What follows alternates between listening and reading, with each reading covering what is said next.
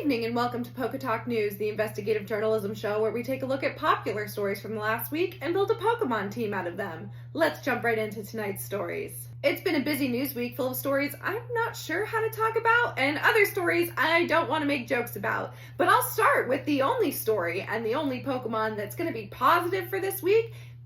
Summer started on the 21st, so welcome Summerform Sawsbuck. You may have seen earlier this week as Tucker Carlson dropped a bombshell podcast interviewing Texas Senator Ted Cruz about his stance on Iran. Now, as a Texan, I am always happy to see my senator be put down, but here at PokéTok News, we think it's appropriate to remind you that while these two heads may be bickering and fighting, they are still part of the same beast, and for that, we have Xvilis. Turning now to a story in Georgia that's been in the news for a few months. You may remember in February, Adriana Smith was hospitalized for a medical condition that left her brain dead. However, it was determined by the hospital and the state of Georgia that she could not be laid to rest because she was 8 weeks pregnant. Instead, Adriana was kept on life support as an incubator for this child.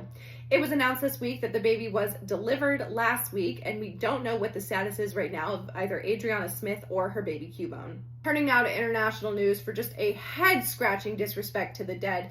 This week, there was supposed to be an exchange of deceased soldiers between Ukraine and Russia. However, the bodies that Russia put forward were actually Russian citizens. It is unknown what happened to the Ukrainian soldiers that were supposed to be returned home to be laid to rest, or what now will happen to the Russian citizens who cannot be returned home to be laid to rest.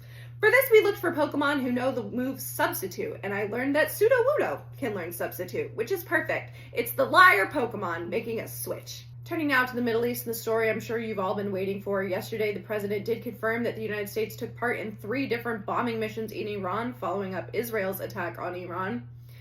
While doing research for this story, AP News thought it was necessary to tell me that one of the pilots was a woman. So, girl power! Bombardier. Let's move on.